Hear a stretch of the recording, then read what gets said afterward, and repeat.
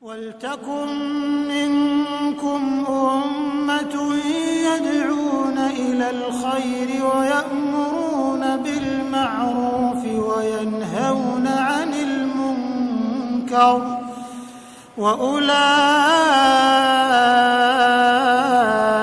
هُمُ الْمُفْلِحُونَ. Assalamualaikum warahmatullahi wabarakatuh. Alhamdulillahi wa kafa, wassalatu wassalamu ala nabiyil mustafa wa ba'd.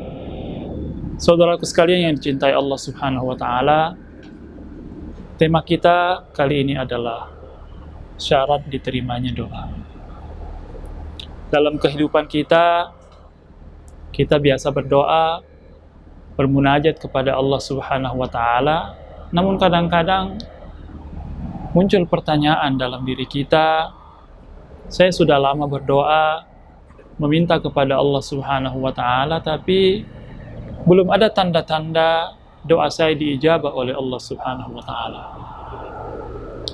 Maka yang perlu kita ketahui bahwa yang namanya doa itu ada syaratnya agar Allah subhanahu wa ta'ala mengabulkannya.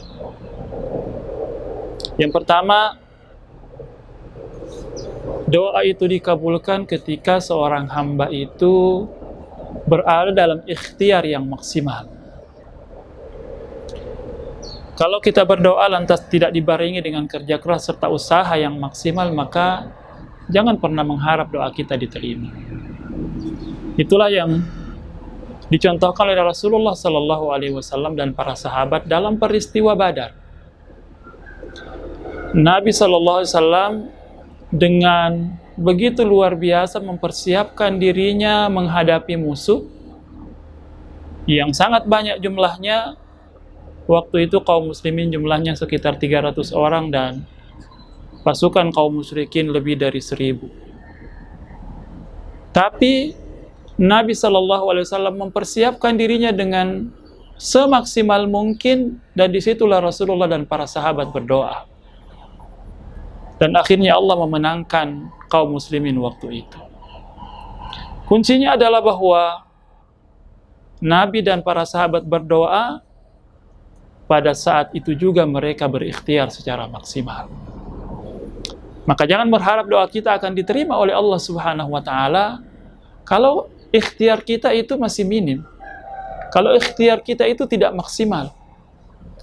Allah Subhanahu wa ta'ala ingin ketika kita mengharapkan sesuatu, kita serius dalam pencapaiannya dengan usaha yang maksimal, dan akhirnya Allah Subhanahu wa ta'ala membantu kita untuk mewujudkan apa yang kita inginkan. Dan yang kedua, saudara yang cintai Allah Subhanahu wa ta'ala, Allah Subhanahu wa ta'ala akan mengistijabah doa kita kalau kita senantiasa akrab dengan langit.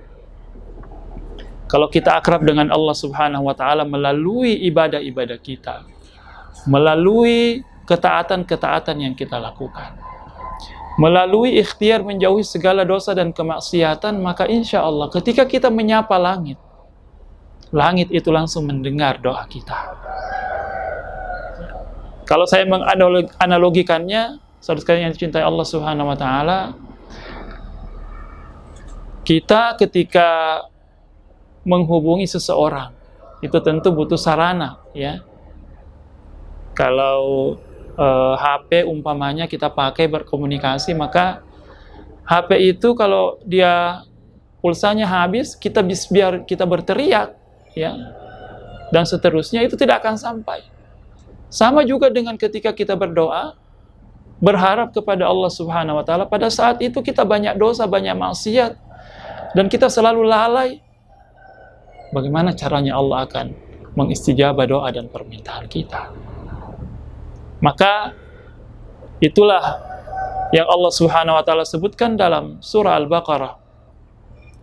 Wa idza sa'alaka 'ibadi 'anni fa inni qarib ujibu da'watad da'i idza da'ani falyastajibu li wa liyu'minu bi la'allahum yarshudun. Kalau hamba-hambaku bertanya kepadamu, hai Muhammad, maka katakanlah, sungguh aku dekat kepada mereka Aku mengistijabah doa-doa mereka, tapi ada syaratnya. Falyu'minu bi, falyastajibu li. Hendaklah mereka beriman kepada aku, hendaklah mereka senantiasa menunaikan seruan-seruanku. Nah, sehingga inilah makna yang perlu kita sadari, bahwa doa yang kita lantunkan harus dibarengi dengan keakraban dengan Allah Subhanahu wa taala, dengan melalui salat kita yang khusyuk, melalui sedekah kita, melalui kebaikan-kebaikan yang senantiasa kita lakukan, dan kita senantiasa berusaha menjauhkan diri dari segala macam kelalaian dan dosa.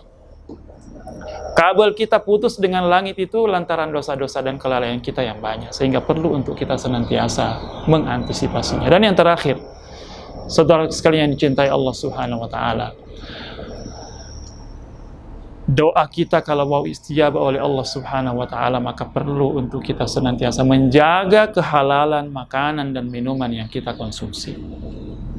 Hadis yang terkenal yang disebutkan dalam hadis Arba'in An-Nawawiyah, ya, ada seorang laki-laki berada dalam perjalanan, ya, dia letih, lelah, kemudian kehabisan bekal, kemudian dia mengangkat tangannya kepada Allah Subhanahu wa taala, dan Rasulullah sallallahu alaihi wasallam mengatakan, "Wa mat'amuhu haram, wa malbasuhu haram, fa anna yustajabu lidzalik." Ada seorang laki-laki ketika dia berdoa dalam suasana itu adalah suasana doa itu dikabulkan. Dia sedang musafir, dia sedang kepayahan.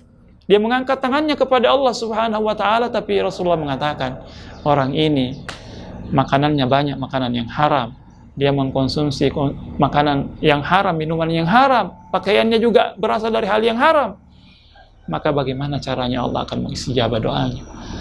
Maka ketika kita ingin doa kita diistijabah oleh Allah Subhanahu wa taala, pastikan bahwa yang lewat di tenggorokan kita adalah seluruh makanan dan minuman yang dijamin kehalalannya. Jangan ada hal yang syubhat di situ.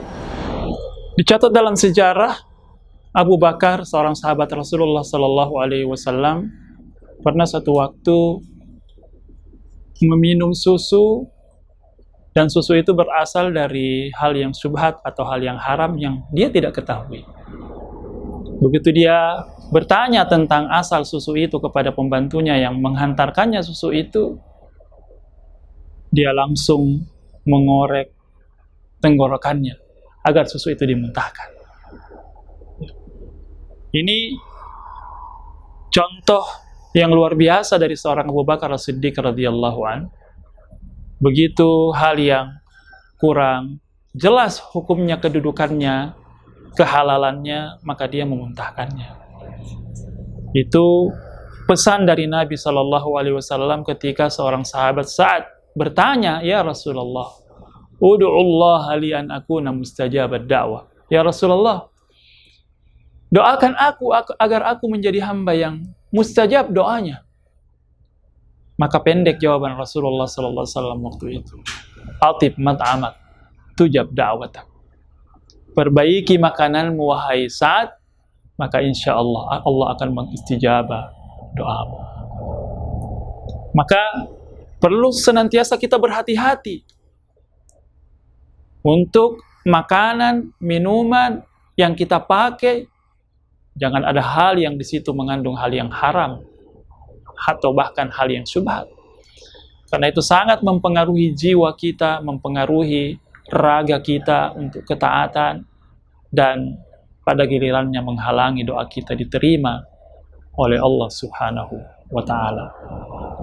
Namun akhirnya, saudara sekalian yang cintai Allah Subhanahu wa taala, kita kalau merasa doa kita belum diistijabah, kita memperbaiki diri.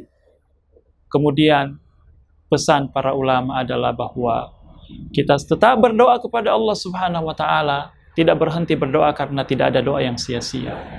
Kalau doa kita tidak diistijabah, maka mungkin Allah Subhanahu wa taala memiliki atau ingin memberikan kepada kita hikmah yang lainnya, yang insya Allah akan kita bahas pada periode-periode pertemuan kita berikutnya. Assalamualaikum warahmatullahi wabarakatuh.